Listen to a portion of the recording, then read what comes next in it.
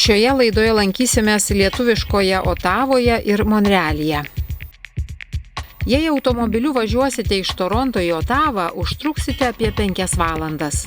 Pakeliui Ontarijo valstijoje galite aplankyti vietovę pavadintą Vilniaus vardu – Vilnas. Čia dar galima rasti kalbančių kašubų pamarėnų kalba. Tai nykstanti senųjų emigrantų abiejų tautų respublikos laikų kalba.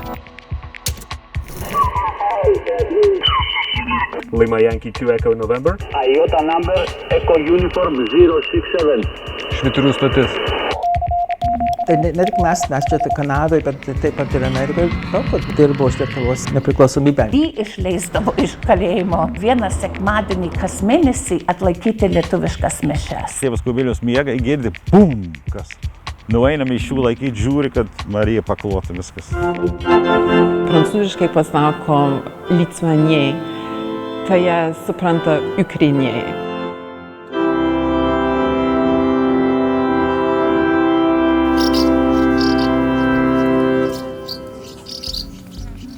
Kartą metuose tiesiog privalu atvykti prie švyturio. Lietuvoje jų ne vienas.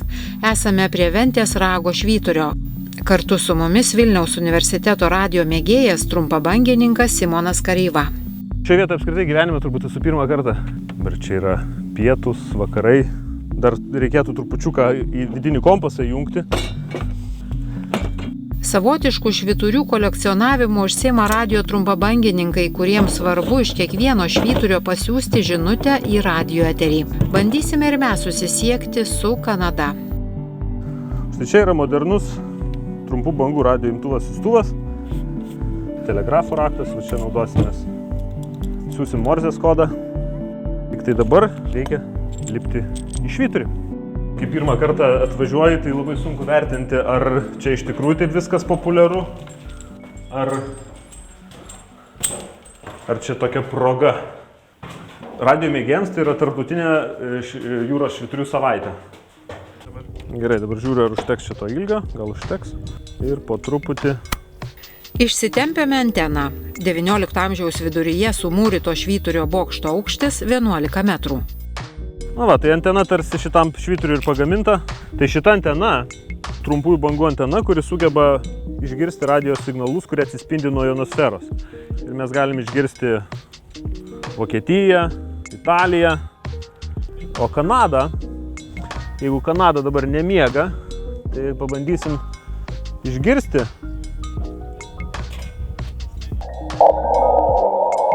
Iškart radijo eteris tampa gerokai skardesnis. Taip.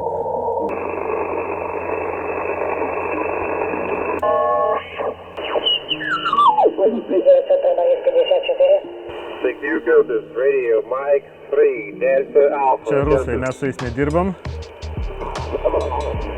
Tai paklausysim. Ventės rago švyturys saugomas technikos paminklas, jį iš 3 pusių supa vanduo, čia buvo viena pavojingiausių vietų Kuršių mariose. Rugpjūčio 18 pasaulinė švyturių diena. Šią dieną trumpabangininkai aktyvuoja švyturius ir bando susisiekti su visu pasauliu. Žmonės kolekcionuoja švyturius, rašosi, veda ryšių žurnalą, tai galbūt norės užmegzti ryšį su Ventės rago švyturiu. Mano šaukinys šiandieną tarsi užregistruotas reprezentuoja tą Ventės rago švyturį. Pamėginsim tą netrukus ir padaryti. Italia Romeo 40X, Lighthouse Weekend. This is Italia Radio 40X. Švyturių, italas švyturio į Lima Yankee 2 Echo November Lighthouse Weekend. Station portable. Lima Yankee 2 Echo November. Lima Yankee 2 Echo November Lighthouse LT003.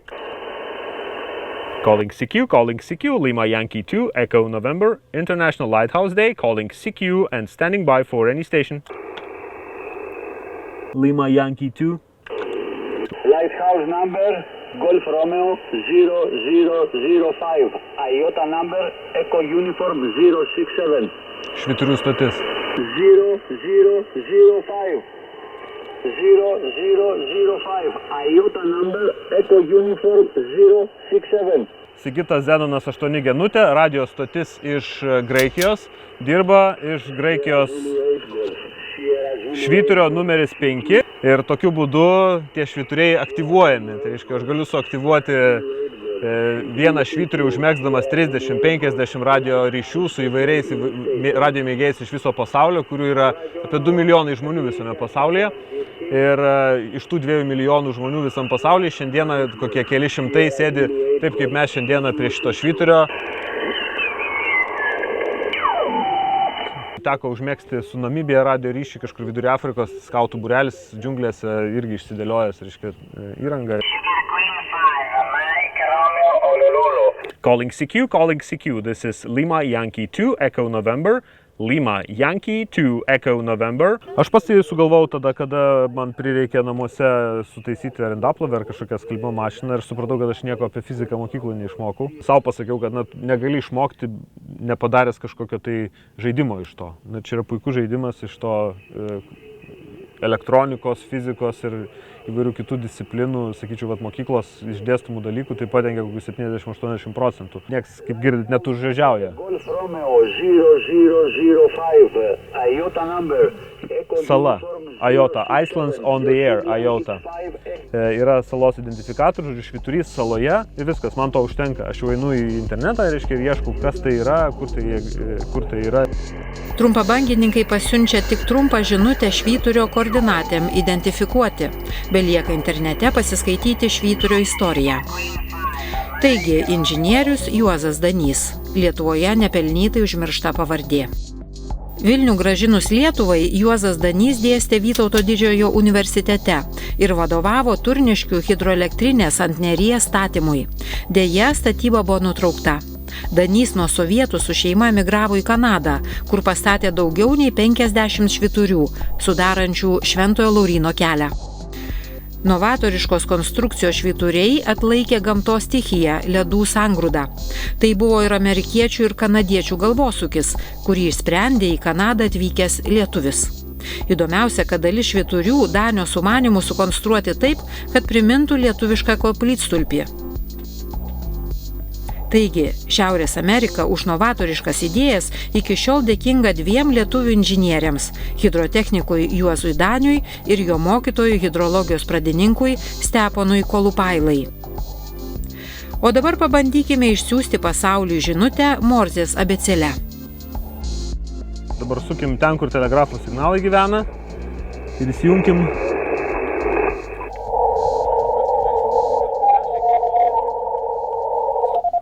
Girdit?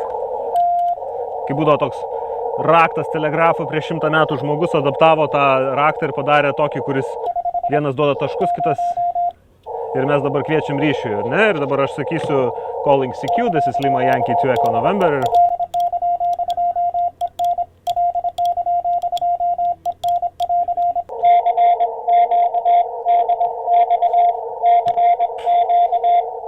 Danas.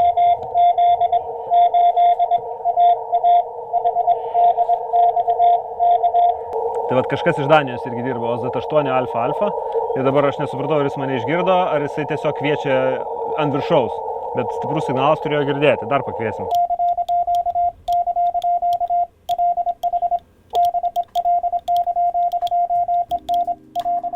Pasižymėkite kalendoriuje rugpjūčio 18 pasaulinė švyturių diena. O būdami Ventės rage galite aplankyti ir vieną didžiausių pasaulyje ornitologijos stočių.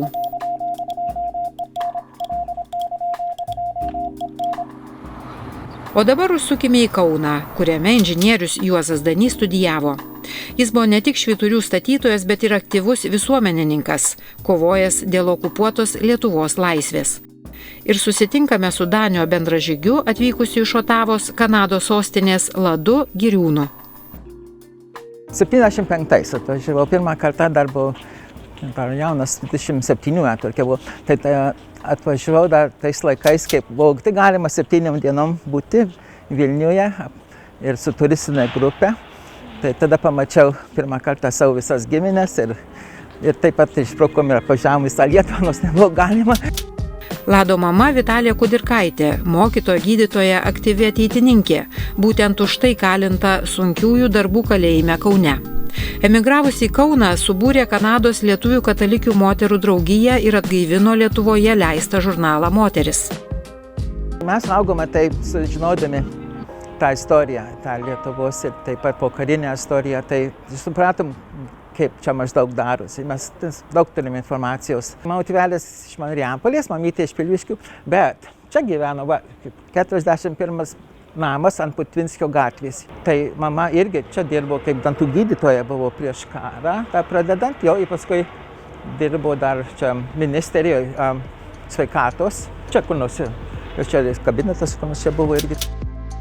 Kanados lietuvių bendruomenės Otavos apylinkės pirmininkas, tarybos narys, Pasaulio lietuvių bendruomenės Seimo narys, Kanados Baltiečių federacijos Otavoje valdybos narys. Juozas Danys regis buvo visos politinės ir kultūrinės Kanados lietuvių veiklos variklis. Užeikime į prezidento Valdo Adamkaus biblioteką muziejų. Lietuvos okupacijos metais Kanadoje veikė vietos lietuviai. Kartu su latviais estais lietuviai Kanados parlamente 7–8 dešimtmetyje kasmet ruošė Baltiečių vakarus su meninė programa ir tautinių valgių vaišėmis. Tai buvo savotiška protesto prieš sovietų okupaciją forma, kuri susilaukė visų Kanados parlamentinių partijų palaikymo. Tai va programos, kokios buvo išleistos tais laikais, tai čia 88 jau čia prie galo. Čia maždaug virš 200 žmonių ateidavo į tą vakarą. Čia buvo susitikimas su Kanados atstovais, su politikais. Tai ne tik mes čia Kanadoje, bet taip pat ir Amerikoje. Daug kur išeivijoje dirbo iš Lietuvos šitą nepriklausomybę. Dirbo reiškia tais atžvilgiais, kad politikai, kad šalys, kur mes gyvendome, remtų Lietuvos nepriklausomybę, nepripažintų Rusijos okupaciją, tai šitas buvo labai svarbu visiems. Bet kas Kanadoje įdomu buvo, kad Kanadoje mes turėjom tokį prieinamumą, galima sakyti, prie valdžios, kur beveik niekas neturėjo iš kitų grupių ar iš kituose kraštuose. Mes galėjom su šito vakaru labai gerą įtaką. Ištraukų čia Juozo Danio. Dabar aš turiu pažymėti vakarų. Pavyzdžiui, dalyvių sąrašas, 90 metų dar čia yra, čia visi surašyti parlamentarai, Vladas Giriūnas, čia manau, čia stalo numeris, čia šeilės. Mums reikėjo visus pristatyti iš anksto į senatą, kad jie galėtų patikrinti, kad dėl saugumo. Įdomu, kad latviam, estam ir lietuviam tuomet padėdavo ukrainietis senatorius Paul Juzikas.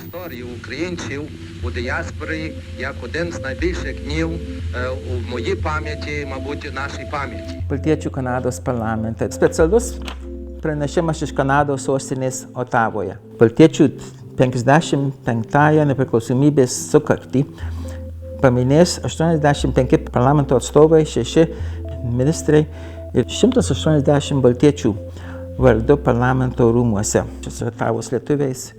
Moterys visada turėjo nešioti tos tautinius kostiumus. Danys stovi čia. Vienas iš baltiečių renginio dokumentų Danio ranka pieštas iškilmių stalo eskizas, pažymėta netgi šakočio vieta. Šitas šakotis turbūt, žvakės, tortai kiti. Tai tokie, kaip išdėstyta kartais tie stalai. Ten buvo svarbu, kad išlaikyti tą visą kokybę, tą grožį, tą išdėstymą tų stalų, tas kas kur sėdi, kas kur, žinai, viskas buvo surašyta, net ir ta protokolas buvo, bet tas eilės, kokios eilės, kas kada kalba, kas kur eina, kur sėdi, viskas buvo taip gražiai sudėliota. Be šakočių svečiai vaišinti žagarėliais, kuriuos kepdavo kita Juozo Danio bendražygė Vita Radžiuvienė. Jos pakalbinti keliaujame į Otavą, Kanadoje. Vita pasakojo, kad būdavo sunku nesutikti, kai Juozas Danys prašydavo pagalbos. Jis manęs paprašydavo 600 žagarėlių. Baltic evening. O mano šeima mane keikdavo. Kodėl, mama, sutikai? Sakau, aš ponui Daniui niekad negaliu sakyti ne. Ir kalnas 600 žagarėlių, aš jam didžiulę dėžę. Visą šeimyną pristatydavau rišt. Juozą Danį prisimena Vita Radžiuvienė. Jis su tėvais iš pabėgėlių stovyklos Vokietijoje atvyko į Jungtines valstijas, bet ištekėjusi su vyru apsigyveno Kanadoje. Ne tik dirbo mokslinį darbą, bet ir aktyviai dalyvavo Otavos lietuvių bendruomenės veikloje. Jis buvo aukštas žmogus, jis buvo puikus žmogus, jis pristatė švyturių. Aš žinau, kad buvo pagerbti, išleisti pašto ženklai. Daugelis Juozo Danio švyturių šiandien pripažinti technikos paminklais, o 3 pavaizduoti ant Kanados pašto ženklų. Dar vienas Kanadoje išleistas pašto ženklas skirtas garsiajam beveik 13 km konfederacijos tiltui, kurio statybai prireikė ir Juozo Danio patarimų. Pažiūrėkit, jo, čia aš, vyras, valaidavome į Baltic Evening dažnai su tautiniais drabužiais. Buvo pagerbimas ukrainiečiui senatoriui vienam. Tai čia ponas Danys. Tiesai padėdavo lietuviam. Čia demonstravom žiemą. Čia Vytas su vėliava. Čia aš prie bazilikos. Kadangi buvom visi susirinkę prie parlamento rūmų ir sužinojau, kad Gorbačiovas valgys pietus, kur yra meno galerija. Ir meno galerija yra skersai gatvę nuo bazilikos. Tai visi sulikėm Latviai, Estai, Lietuviai į baziliką, būktai mišiom, bet palaukim, kol jis pavalgė ir paskui išėjom. Aš čia užsilipus ant aukščiausios vietos su vėliava. Juozo Danio archyvo grįžimu į Lietuvą rūpinosi jo duktė Vytauto didžiojo universiteto profesorė Milda Danytė. Esame Otavoje, Kanadoje.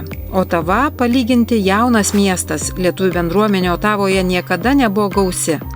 Lankomės pas Rūtą Kličius, Otavos lietuvių bendruomenės pirmininkė ir žurnalistė. Labą dieną, sveiki atvykę iš Lietuvos. Vartome jos rašytų straipsnių albumėlį, kuriame užfiksuoti svarbiausi Lietuvos įvykiai. O iš tikrųjų, kokiais metais čia buvo Aloyzas Jurgutis, kuris atvažiavo į Kanadą ir buvo suruoštas spaudos konferencija. Turime parlamento narį ir taip pat turime poną Juozą Danį čia. Ir Jurgutis kalbėjo apie savo nelaimingą padėtį ir rūpesčius. Sovietai neišleidžia jo žmonos Marijos ir dukters Dainos išvažiuoti į Ameriką. Lietuvos konservatorijos dėstytojas Aloyzas Jurgutis, būdamas turistinėje kelionėje Jugoslavijoje, perėjo sieną ir paprašė politinio prieglobsčio. Rūta Kličius ir pati susidūrė su sovietinėmis grimasomis. Jos rašytą straipsnį apie jaunimą sovietai sukarpė ir panaudojo propagandai. 78 metais gimtasis kraštas Lietuvoje surado mano tą straipsnį, bet ištraukinėjo trupučiuką, ką norėjo ir aprašė kitaip. Mano straipsnis pasakoja, reiškia išeivijos jaunimą ir koks dėmesis kreiptas lietuvių literatūrai, o čia nori pasakyti, kad mes visai nesidomaujam. Čia labai įdomu, mes turėjom lietuvių kapelioną, kunigą daktarą Viktorą Skilandžiūną ir jisai buvo parapijos klebonas, buvo kalėjimų kapelionas. Ir jis, kada čia gyveno Otavoje, jį išleisdavo iš kalėjimo vieną sekmadienį kas mėnesį atlaikyti lietuviškas mišias. Mes ruošėm tokį festivalį su estais ir latviais, vadinosi Baltic Fest, ir kaip tik čia buvo pirmam puslapyje mūsų dienraščio ir čia mes rodėm, kaip austi juostą. Čia demonstracijos parlamente, kur stovim su lietuviška vėliava. 90-ais. Čia buvo nuostabi šventė. Dabar, kai pažiūrėjau, kai buvo ambasadorius Rimantas Šidlauskas. Kadangi jis mokėjo prancūzų kalbą, jisai čia Otavoje labai mokėjo prieiti prie tokių šaltinių, kur kiti ambasadoriai nebegalėjo. Amber Sale. Aš buvau ir laukiau kada jachta atplaukė, net šiurpulys dabar mane nukratė. Čia buvo kitas būdas, kaip Lietuvos vardą galima toliau ištęsti, ar ne? Čia tėveliai, čia yra Anglijoje 50 metais prisiminimui. Pavasario rožėm žydint, laimė triško visų gausumu ir šioj žemiškoj kelioniai buvom laimingi ir aš ir tu. Čia iš tikrųjų yra močiutė. Barbora Šiulienė gyveno Kaune, labai mėgo rengtis gražiai. O čia jau aš mažytė, mano krikštas, o va čia aš su tėveliais jau Kalėdos ir čia turbūt Velykos, kadangi su tokia skrybelė. Kaip jauni gražiai mes atrodėm. Mano vyras Raimundas ir aš. Tai va, aš su savo pamergėm. Ir Raimundas su savo draugais, o čia mano brolis, jauniausias brolis Rimas. Va, tą pažįstat? Ladą sutikot Kaune. Tai jis buvo pirmasis pabrolys, nes jie augo kartu. Mano tėvelis, jis nusprendė jaunuolis būdamas, kad jis negalėjo pasilikti Lietuvoje, gyventi su tokiu, reiškia, kur gyvenimas būtų toks lietuviškai oppressive, nežinau lietuviškai, kaip sakyti, bet spaudžiamas, kur įsako, kur tu mokinsis, kur tu dirbsi, ką tu darysi, kur tu eisi. Jis nebegalėtų gyventi tokioj sistemoje ir už tai jis pasirinko bėgti. Tai iš tėvelių tokių pasakų, žinoma, iš žinių, kiek mes gaudavom, iš giminių, kadangi turiu labai platų ratą giminaičių Lietuvoje ir kiek per laiškus nerašoma atvirai, bet buvo galima suprasti, kad gyvenimas sudėtingas. Ir kas buvo labai įdomu, jie žinojo, kad lietuviai vieni turi balsą, bet tas balsas nėra gana stiprus. Bet jeigu Estija ir Latvija prisijungs, balsas stipresnis. Ir tada jis su bendruomenės pirmininkais Latvių ir Estų, ir mes juos vadinam The Godfathers, dėl to, kad jie tikrai buvo kaip krikšto tėvai to vakaro. Jie buvo tie, kur, reiškia, ypatingai dirbo palaikyti ryšius su senatoriais, su parlamento nariais. Prie stalų visada bandėm sumaišyti svečius, kad būtų prie stalo ir lietuvis, ir latvis, ir estas, ir kad būtų senatorius, ir taip pat, reiškia, parlamento narys, ir taip pat iš bendruomenės atstovai. Ir tais laikais buvo sudėtinga gauti šakotį ir visada ieškojom, iš kur tą šakotį užsisakysim. Ir tada buvo ir baravykai, sausainiai ir tikrai bandėm jau ką nors geresnio parodyti jiems. Kaip lankiau pradinę mokyklą, tai neužteko, kad turėjau pamokas iš mokyklos, bet papildomai kiekvieną dieną reikėdavo, aš galėjau pasirinkti bet ką aš norėjau, kokį eilėraštį ar pasaką, reikėdavo man pilną lapą išrašyti skiemenim, kur tas katinėlis, kaip tas yra Jono Biliūno pasaka ir apie katinėlį, kuris miršta ir dabar, kliudžiau, taip, aš manau, kad aš verkiau, berašydama skiemenim pasaką, nes labai liūdna. Ir žinoma, Eglė Žalčių karalienė, jau klasikinė meškiukas, rudnosiukas. Rūtos tėvų namai paprastai būdavo pilni žmonių, rinkdavosi ir Kanados lietuviai. Galbūt jie dainuodavo. Stovi malūnas prie kelio. Dabar žodžius. Palauk, leisiu man sugalvoti dainą, kur moku žodžius. Stovi malūnas prie kelio, saulė. Seniai? Vakaros? Ok. Stovi malūnas prie kelio, saulė seniai vakaros. Nors nėr tavęs čionai, nors tu toli, noriu keliauti. Žodžiu vėl. Nors nėra tavęs, žinai, noriu papasakoti tau vienai, kas manoj. Nors, plakit.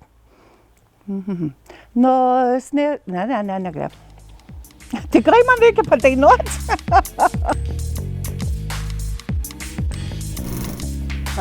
Sveiki. Nieko nesakykite. Pasimelskit. Vilniaus parkas arba Lietuvos parkas, Park Lituanie. Žiūrim, ateina kunigėlis raudonas batais su Suzana. Tėvas Kubilius miega, girdi, bum, kas.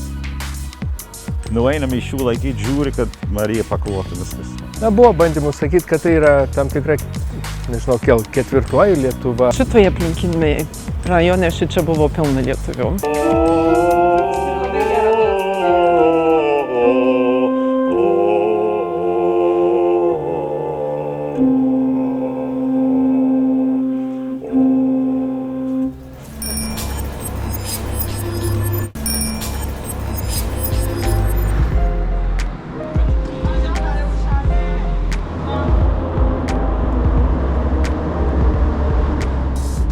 Iš Otavos vykstame į Monrealį.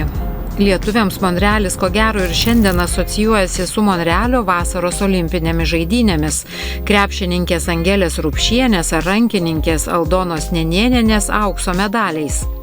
Tiesa, sportininkės kovojo Sovietų Sąjungos rinktinėse. Kanados lietuviai tuo metu visam pasauliui skelbė apie sovietų okupuotą Lietuvą. Nuo sovietų bėgę lietuviai dažniausiai iš Jungtinės karalystės laivais atplaukdavo į prancūziškąjį Monrealį. Didžioji dalis lietuvių nepuldavo mokytis prancūzų, todėl dažnai tekdavo išvažiuoti į angliškąją Kanados dalį.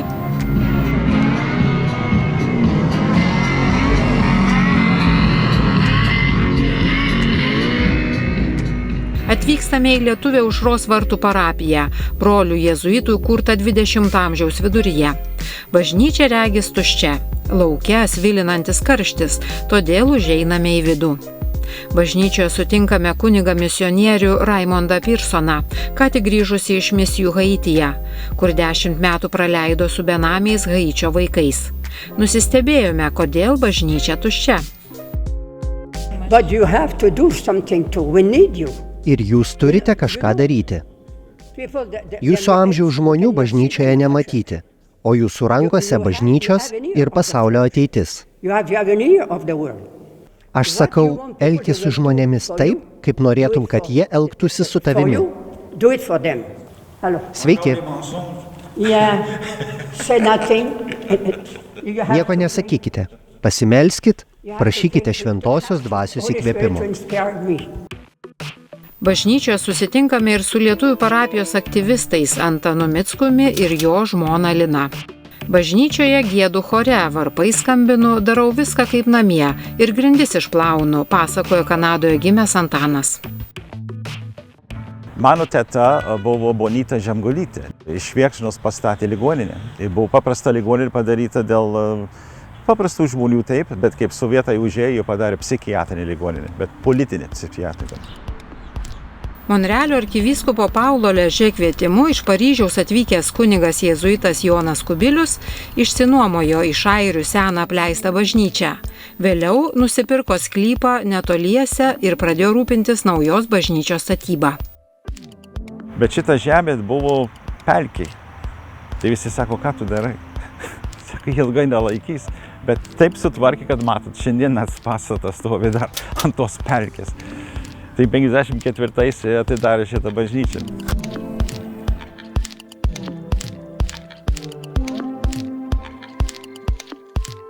Tėvas Kubilius reikalavo jam daug pinigų pridėti statytą. Tai jis labai meldėsi. Jis meldėsi Švento Jozapo, Švento Marijai meldėsi. Viskas sako, ką padėkit mums. Ir tu pagalvo, koks prancūzas atėjo. Sako, jūs norit statyti, sako, aš duodu skolą jums. Prancūzas davė skolą tėvui Kubiliui, kad pastatytų. Tai tėvas Kubilius sako, čia turbūt koks stebuklas nuo viršaus pasakė. Ne lietuvis, bet prancūzas. Tai va. Monrealio lietuvių bažnyčios stilizuota arka ir Aušros vartų mergelės Marijos paveikslo interpretacija primena Lietuvą. Pamatot, metro stoties čia yra, va šičia. Tai jie tuos tunelius kaip darė, čia buvo vibracija tokia, kad baisi, net visa bažnyčia drebėdavo. Ir nuo tos vibracijas turbūt, kas įvyko, buvo iš mozaikas Marija. Ir tos mozaikas sudrebėjo, nes yra mūras, ir paskui mozaikas. Ir tos mozaikas, tai vieną rytą, apie 4 valandą rytą, tėvas Kubilius miega, girdi, bum, kas. Nueinam iš šių laikyti, žiūri, kad Marija paklota viskas. Bažnyčios architektas lietuvis Alfredas Kulpa-Kulpavičius, jam gelbėjo italų architektas Petručio, bei vietinis architektas Jonas Ladyga. Girdite autentišką Amerikos balso įrašą, kalba architektas Kulpa-Kulpavičius. Turėjau laimės apstatyti visas Kanados lietuvių kolonijas. Vienose yra bažnyčios, kitur yra vaikų darželiai, kitur yra mokyklos ir taip toliau. Statant lietuviškoms kolonijoms, visur buvo stengtasi, reiškia, surasti tą savo skirtingą arba reiškia, vienokiu ar kitokiu būdu išreikšti, kad mūsų tas statinys nėra toks pat kaip ir kitas šalia stovintis, bet reiškia būtų trupučiuką skirtingesnis ir turėtų tą mūsų tautinį tokį lietuvišką charakterį. Čia dirbdamas ir po 10 kilometrų per dieną suvaikštau, pasakojo bažnyčios zakristijonas Antanas Mickus. Italas Petručio suprojektavo bažnyčios didįjį altorių, kurio akcentas Vilniaus 3 kryžiai, sovietų nugriauti 1950-aisiais. 3 kryžiai čia tėvo Kubiliaus iniciatyva vėl. Kaip Lietuvoje tos 3 kryžius nuvertė tada Vilniui, jis sako, turim čia pastatyti Montrealį, kad žmonės prisimintų, kad buvo 3 kryžiai. Visas tos stacijas, kur jūs matote dabar, apžiūrėkit stacijas, kiekvieno žmogaus yra aukota stacijas. Suolai, kiekvieno žmogaus nupirkti suolai. Statulas, viskas, yra čia viskas žmonių aukos už Lietuvos karus. 59 metais parašytas Savanorių sąjungos Montrealio skyrius, tai čia Šauliai Montrealio. Mes atrodo daugiau kovojam už Lietuvą, nes visada būdavom tas vasario 16 minėjimus, turėjom tremtinių minėjimus, tai prisiminti mūsų tremtinius. Čia seniau Latviai, Estai, mes visi 3 sueidom, tai mes mieste katedrose įsinumavom katedrą ir vainikus dėjome viską, kad tik, kaip sakant, kad padėti Lietuvai. Čia būdavo protestai, būdavo laiškai įteikti į valdžią ir taip toliau, kad žiūrėkit, yra tokia Lietuva užimta, taip, o jo mes žinom, bet tik tiek, tik žinom ir tai pasibaigdavo taip. Kai mano tėvai atvažiavo, jie tikėjais, kad čia laikinai čia bus, kad po porą metų Lietuva įsilaisvins ir vėl galės grįžti į Lietuvą, bet 50 metų vėliau viskas. O lietuviai čia, kur buvo vietiniai, jie nesuprato to. Kai pamatė, kad jie dipukai sako, ko jūs išvažiavote iš Lietuvos, ten viskas gerai, jie nesuprato, kad ten komunizmas vyksta. Net dabar neseniai įdėjau į lietuvių tą choro puslapį tremtinių giesmę ir parašiau, kas įvyko taip. Ir viena merkonka, 3 ar 4 generacija atsiliepė, komentaras sako, aš nežinojau, kad buvo tremtinių į Sibirį, aš nežinojau tą. Pagalvokit. Sako, dabar aš pamačiau. Sakai, baisu. Marija, tai čia buvo toks parapietis Ladyga. Ir jis buvo toks vietinis menininkas, skulptūrininkas, jis visokių naujų dalykų išrado vieną tokius batus, kur gali ant vandenio vaikščioti. Jis buvo toks, kaip jį angliškai sako, inventor. Tai jis iš medžio tą padarė. Pats. Bažnyčios krikštykloje įrengta savotiška galerija, kurioje galima pamatyti visų šioje parapijoje tarnavusių klebonų paveikslus. Tėvas Kubilius fondatorius mūsų bažnyčios. Jis mane pakrikštijo, mano tėvas vestuvinį davė, Borevičius pirmą komuniją man davė, kunigas Kazimieras Pečkys. Jis buvo vienas labai įdomus kunigas, jis toks, kaip jį pakėlė jau į klebonus. Tai tokia cigarą ilgo, tokia pasidėjo ir vaikščia, sako, aš dabar klebonas. Visi juokėsi, žinai.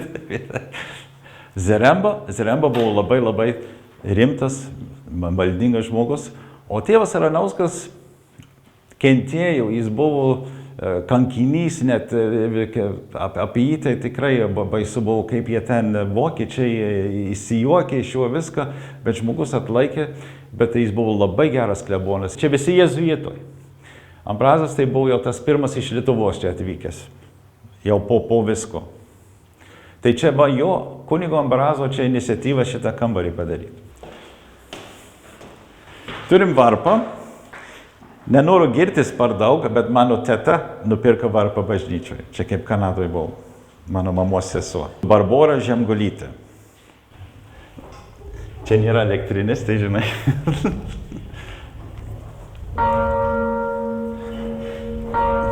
Bet čia yra grynas belgo varpai. Tais laikais kainavo tik 4,000.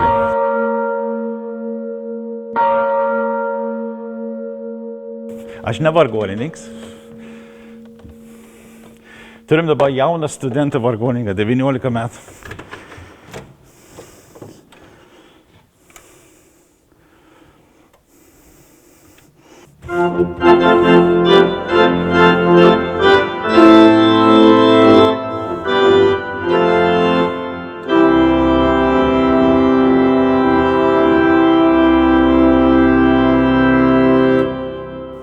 Tai čia mūsų choras, 95 metais. Aš čia va. Aš koordinatorius choro ir administratorius. Mūsų vadovė buvo prancūzė, Madeleine Rock. Išlavino mūsų balsus, padarė mūsų choro labai aukštų lygių. Ypač Šiaurės Amerikoje mes buvome vieni iš geriausių chorų. Jos interpretacija muzikos, jį paimdavo lietuviškas gaidas, sakykime, ir jis sakydavo, man parašykite į prancūzų kalbą. Tai pasidėdavo tas gaidas, žiūri, kas čia yra parašyti, taip. Ir dabar pradedame repetuoti. Vyrai eina, sako, apie ką jūs dainuojat? Apie paukštelį. Tai švelniai, sako, neturit kaip, aš galvoju apie bulius dainuoti, sako. Ir kai mes nuvažiavom į New Yorką, į kitas vietas koncertuoti, nes dažnai mus kviesdavo, tai tie dirigentai, tie muzikai nustebė, sako, mūsų lietuviška muzika, sako, prancūzė, moka interpretuoti visai kitaip.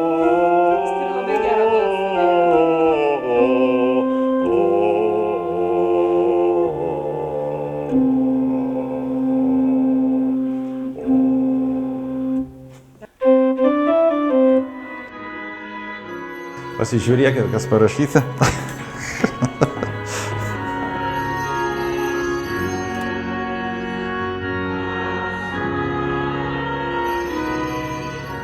Čia mūsų parapijos salė. Pirmasis Monrealio lietuvių choras rinkdavosi Lietuvių Vytauto didžiojo klube. Tuo metu jam vadovavo Aleksandras Piešina. Vėliau šis choras tapo oficialiu Aušros vartų parapijos choru, kuriam jau daugiau nei 70 metų. O dabar visiškai netikėtas interviu. Arkivyskupas Lionginas Virbalas. Šį kartą kaip piligrimas, keliaujantis po lietuviškas parapijas užsienyje. Mane žavi, tiesiog nustebina, sujaudina lietuvių, kurie čia atvyko, patriotiškumas, noras turėti savo bažnyčias, organizacijas, susivienijimus ir jų tikėjimas be abejo. Buvo bandymų sakyti, kad tai yra tam tikra, nežinau, ketvirtoji Lietuva arba kažkokia tai. Taip yra. Pavyzdžiui, sutikau šeimų vaikai 14-15 metų puikiai kalba lietuviškai. Sakau, kaip ar dažnai Lietuvoje? Sakau, dar nesam buvę Lietuvoje.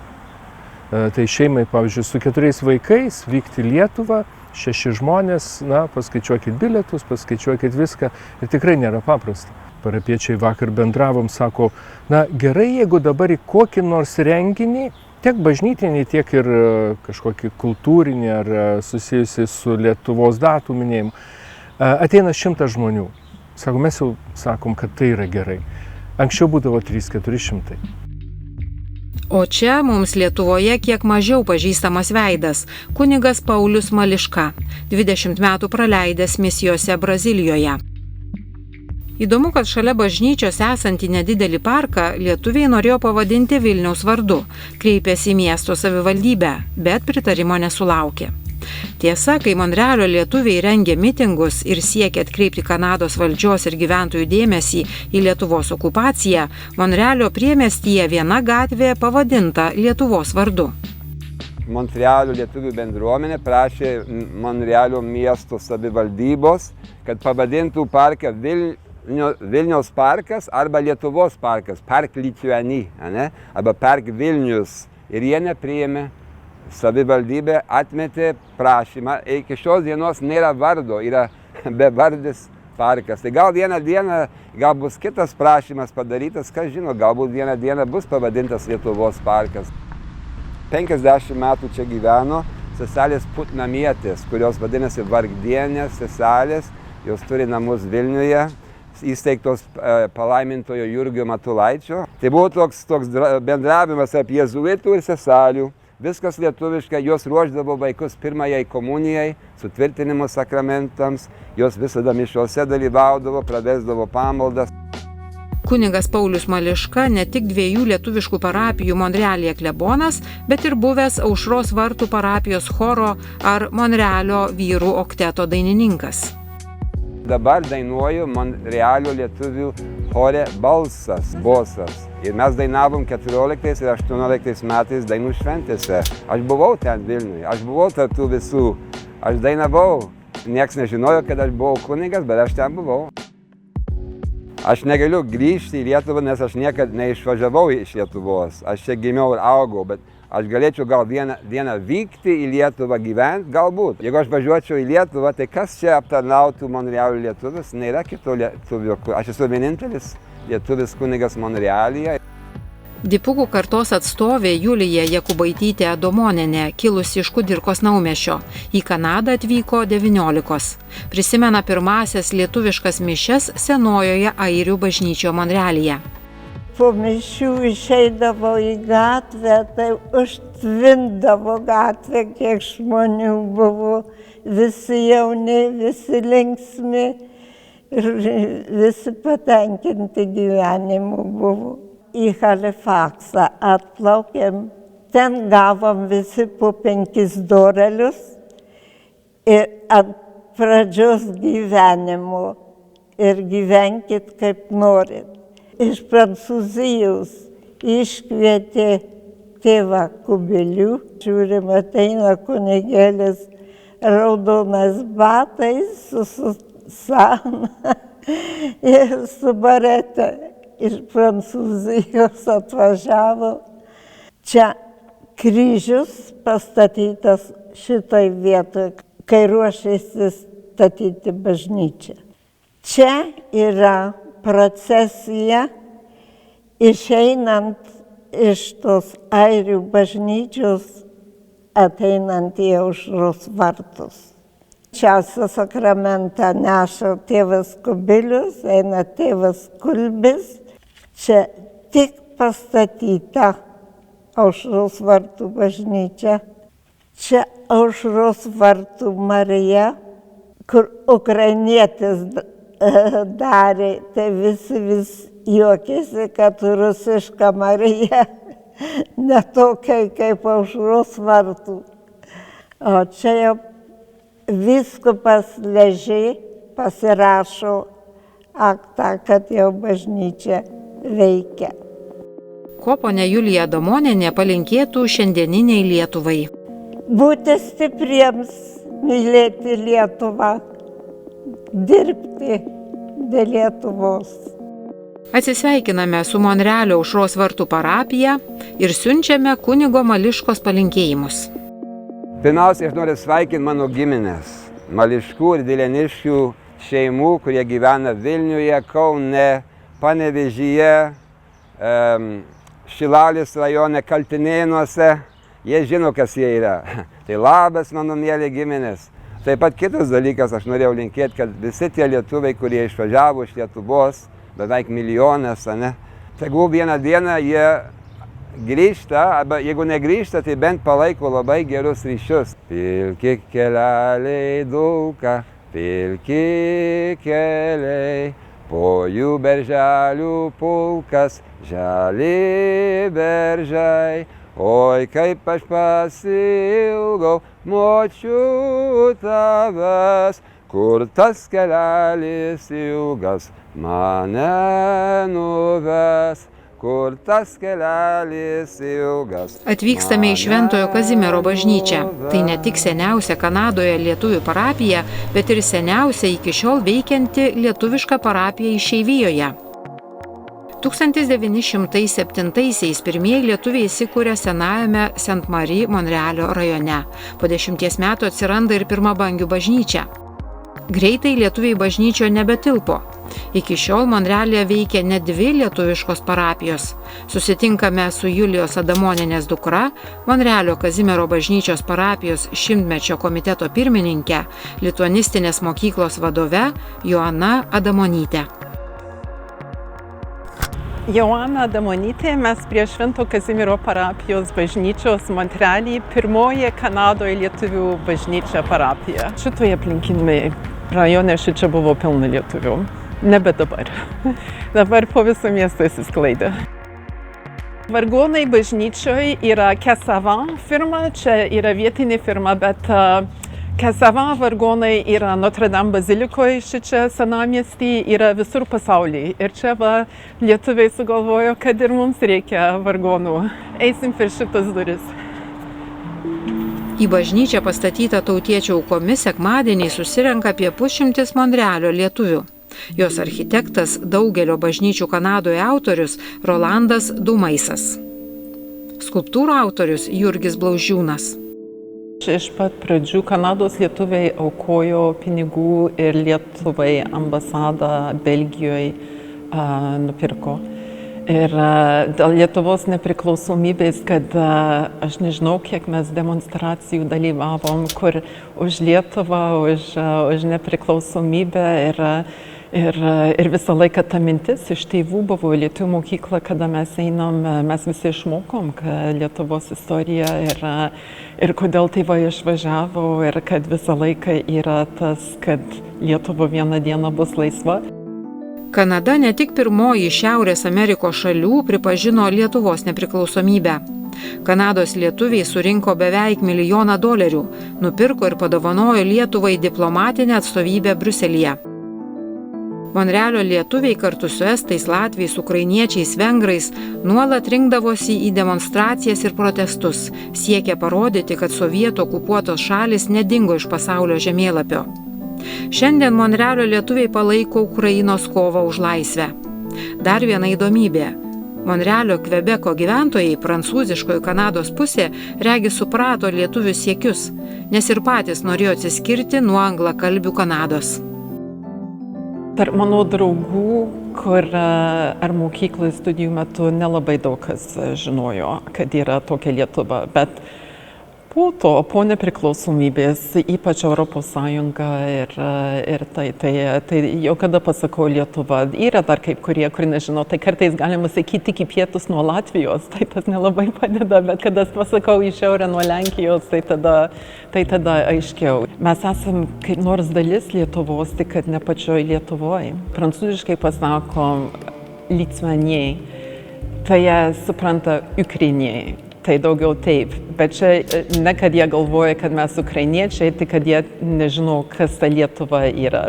Kada paaiškinę susigaudau, kada aš pradėjau pradžios mokyklą, aš buvau vienintelė, kur nebuvo prancūzai, visoje mūsų šeima, mes buvom vienintelė, kur nebuvom prancūzai visoje mokykloje. Ir mūsų žodynas nepasikeitė nuo tėvų laikų, tai mes kalbam tą pokario lietuvių kalbą. Kas dabar vis tiek yra naujų žodžių, naujų dalykų, kas darosi, tai reikia kaip nors įsireikšti, bet tokie tarptautiniai žodžiai, kur įeina, kur tada tas mane ne kad nervuoja, bet kaip nors aš galvoju, kodėl tik nevartoju lietuvišką žodį vietoj to.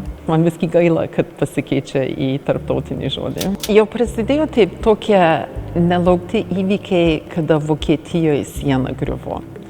Ir tada matėsi, kad pasaulis taip keičiasi ir su tokia viltim žiūri, kaip Lietuvoje viskas bus. Ir staiga pasidarė. Tie lietuviai, kada atvažiavo, tie seni lietuviai dėl geresnio gyvenimo, sakytume, Kanadoje, Amerikoje buvo depresija 30 metais pradžioje, tai tos ekonomijos stabilios nebuvo ir vis tiek tą perėjo, o tie, kur atvažiavo po karo, Kada aš pagalvoju, kad ir tėvai, mama 19, tai buvo 22 ar 3, kada atvažiavo.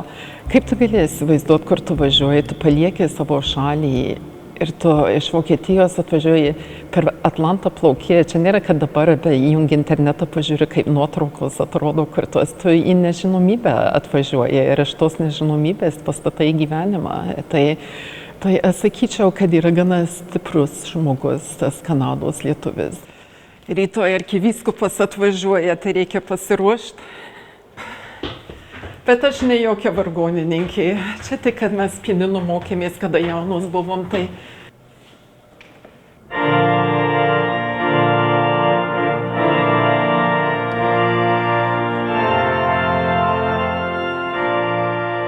Su muzika paliekame Monrealį, Kanadą bei Šiaurės Amerikos dalį. Toliau ieškosime lietuviškų ženklų. Kelkimės į kitą pasaulio pusę – Pietų Afrikos Respubliką. Pirmasis ir sakoma pavojingiausias pasaulio miestas – Johannesburgas. Every brick was brought to the ground. Because you throw bomb here, they bomb you. Who's dying? This is a Gandhi shrine, although it was Kallenbach's home. Lietuva. I lost it at the end there. Cork trees, oak trees, jacarandas. In South Africa, what the people do is they braai.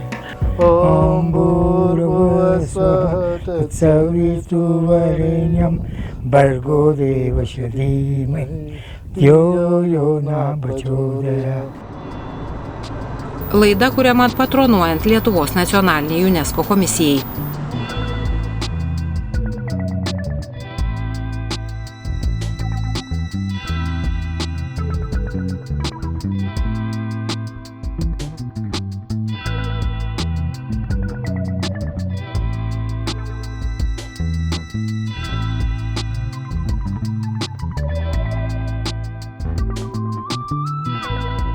Laidos naujienas rasite Stop juostos ir LRT Facebook paskyrose bei YouTube kanale. Laidos įrašus rasite LRT mediatekoje.